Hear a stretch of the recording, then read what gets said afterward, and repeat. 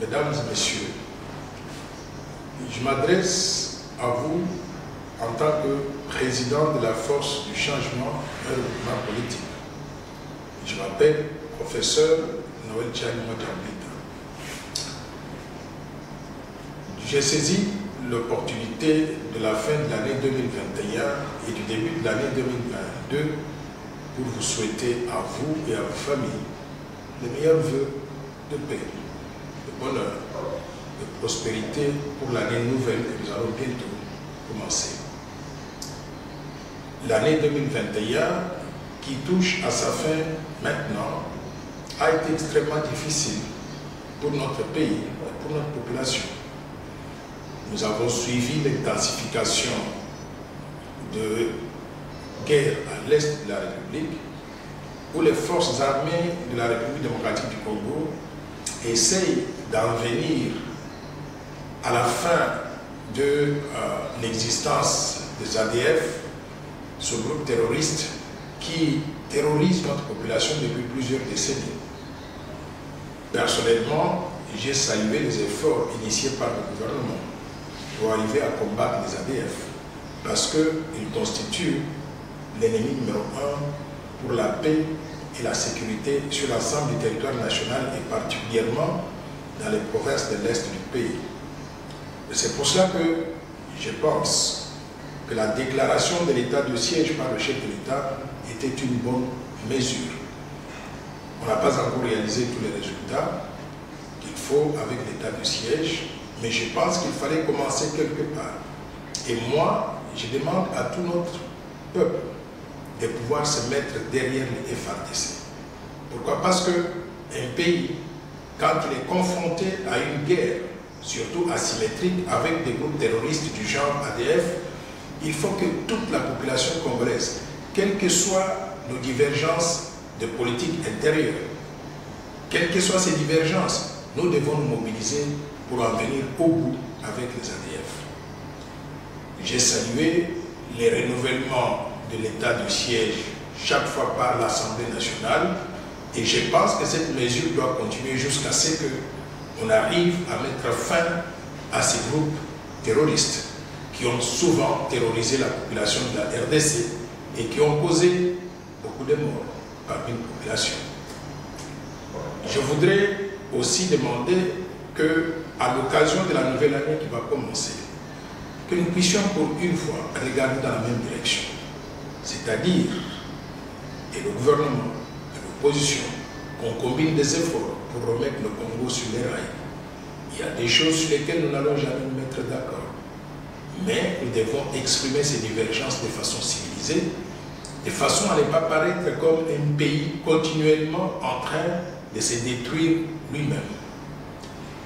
J'ai exprimé beaucoup de divergences avec un certain nombre de sujets initiés par le gouvernement. Par exemple, la question de RAM, ce registre d'après mobile où il y a des prélèvements qui sont effectués sur les crédits que les gens achètent et nous ne connaissons pas la destination de ces fonds. Personnellement, je pense qu'il faut que le gouvernement ait le courage de dire la vérité à la population congolaise et surtout de supprimer RAM étant donné qu'il contribue à appauvrir la population déjà appauvrie et qui n'a surtout pas de moyens de survie. Il y a d'autres questions essentielles sur lesquelles nous pouvons avoir des divergences de point de vue.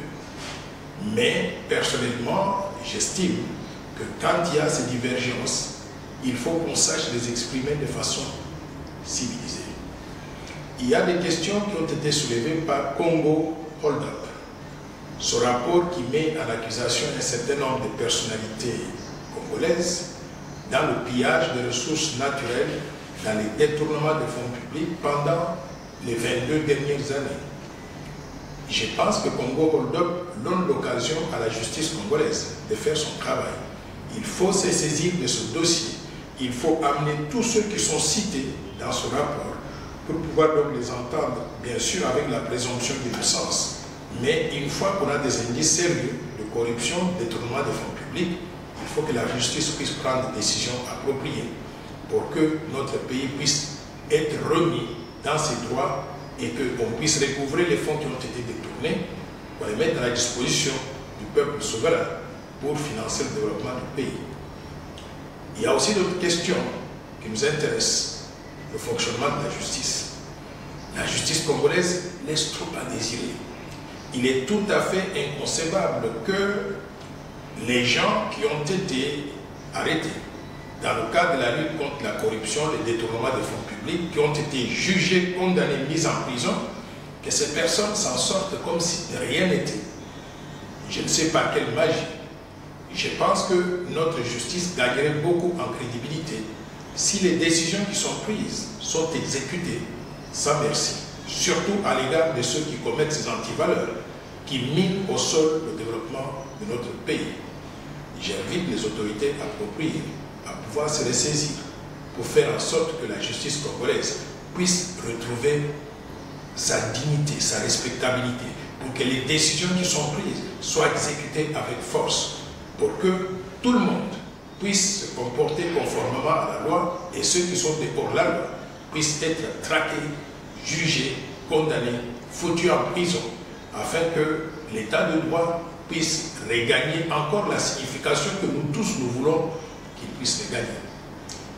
Notre démocratie serait renforcée aussi lorsque tout le monde joue par le même jeu. Nous avons suivi les péripéties autour de la nomination des membres du bureau de la CENI. Je considère que cette étape est derrière nous. Nous demandons à la CENI de prouver qu'elle est véritablement indépendante en organisant la préparation des élections de 2023 à tous les niveaux, de façon transparente, objective. Pour cela, il y a trois choses que je voudrais recommander pour que le bureau actuel de la CENI puisse être renforcé afin de délivrer au peuple congolais les élections que nous souhaitons tous crédibles et transparentes. La première chose, il faut renforcer l'observation nationale et internationale des élections, c'est-à-dire s'il y a des confessions religieuses, les catholiques, les protestants, les églises de réveil, qui sont disposés à pouvoir jouer le rôle d'observation des élections. Il faut autoriser tous ceux qui veulent jouer ce rôle-là à jouer ce rôle. Deuxième élément, il faut aussi que la CENI arrive à nommer dans les postes techniques des gens qui sont compétents, qui ont de l'expertise, pas du copinage politique ou familial. Si on arrive à faire ces deux choses, j'estime que notre processus de démocratisation va pouvoir aller de l'avant.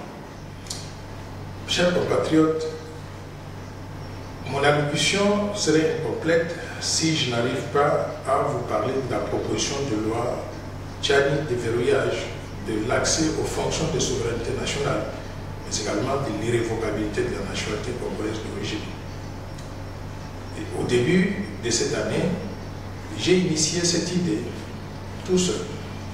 Et j'ai été rejoint par le député national Sindi Kouroulou Serge Pichou, à qui je voudrais rendre hommage pour sa bravoure, mais surtout pour le fait qu'il met toujours l'intérêt du peuple congolais de la République démocratique du Congo avant toute considération partisane.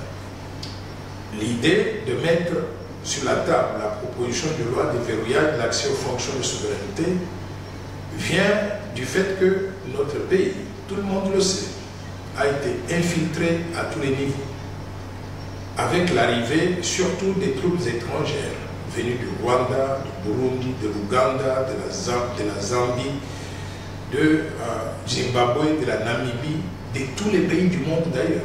Dans le cadre de la MONUC ou bien de la MONUSCO, il y a eu couplage à un niveau inacceptable entre les populations congolaises, mais également avec ces militaires étrangers. De ce couplage, on a eu près de 5 millions d'enfants qui sont nés de pères et de mères congolais. Nous considérons qu'avec ce couplage, un enfant qui serait 50% congolais, 50% un autre pays étranger, il est citoyen congolais et nous l'acceptons comme un de nôtres. Il peut tout faire dans notre pays.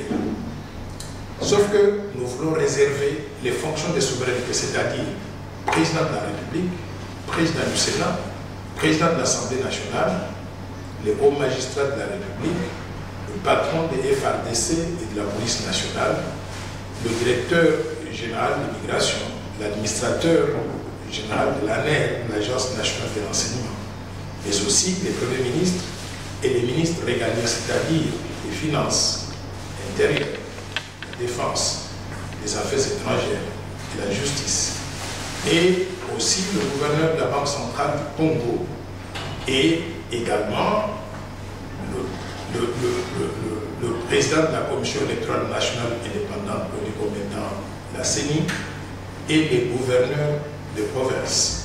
Et enfin, les épouses de tous ces postes verrouillés. Nous pensons qu'il faut que ces postes-là soient réservés exclusivement aux Congolais qui soient nés de père et de mère congolais. Pas que nous voulons faire la discrimination à l'égard d'autres compatriotes, mais nous voulons simplement protéger la souveraineté nationale et l'intégrité territoriale. Nous assurer que les gens qu'on va mettre dans ces postes-là, ou qui peuvent arriver à ces postes, seraient 100% loyaux à la République démocratique du Congo et au peuple souverain congolais. Et qu'ils n'auraient pas de loyauté partagée entre la République démocratique du Congo et aussi des pays étrangers. Ces lois sont normales, elles existent dans tous les autres pays du monde, dans les grandes démocraties comme les États-Unis d'Amérique, mais également dans plusieurs pays, en Afrique, en Europe, en Asie, un peu partout. On serait naïf à être le seul pays où n'importe qui peut arriver à occuper des postes de souveraineté au point où il peut basculer le contrôle de la RDC sous l'égide d'un pays étranger, ou même il peut balkaniser la RDC. Nous voulons éviter ce risque-là. Au-delà de cela, la loi comporte aussi un autre élément important. Le changement du principe de l'exclusivité contenu dans la constitution de la RDC en ce qui concerne la nationalité congolaise. Le remplacement de ce principe par l'irrévocabilité de la nationalité congolaise, c'est-à-dire on est né congolais, on vit congolais, on mourra congolais, et on ne peut jamais perdre la nationalité congolaise d'origine, sauf si la personne le souhaite expressément et le met par écrit et s'adresse aux institutions congolaises. Mais tous les Congolais doivent rester congolais. Par ce mécanisme-là, nous allons redonner la nationalité congolaise à près de 10 millions de nos compatriotes qui vivent à travers le monde et qui ont perdu la nationalité congolaise, pas parce qu'ils ont voulu, mais plutôt parce que la Constitution telle qu'elle a été rédigée a adopté un principe qui, moi je pense, est très injuste à l'égard des citoyens de la République démocratique du Congo. Donc voilà l'essentiel de la loi que nous avons proposée, et on nous avait fait comprendre que le calendrier de session parlementaire donc de septembre 2021 était très chargé avec les questions, des discussions sur le budget, mais aussi de la mise en place du bureau de la CENI. Et cela a été vérifié parce que ces discussions ont duré jusqu'à la fin de la session de septembre 2021. Nous demandons à l'Assemblée nationale de pouvoir planifier et programmer des discussions sur cette proposition de loi importante pour la souveraineté de notre pays lors de la session parlementaire de septembre 2022 qui va bientôt commencer. Et mon souhait, c'est que tous les Congolais puissent appeler leur député national pour demander qu'il puisse soutenir cette proposition de loi qui va dans le sens de renforcer la souveraineté nationale et surtout de protéger l'intégrité territoriale de la République démocratique du Congo.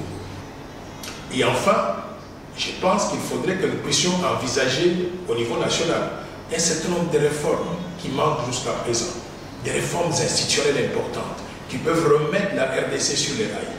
Nous devons nous poser la question de savoir, est-ce que nous avons besoin de toutes ces institutions, notamment les assemblées provinciales, un parlement à 2 chambres?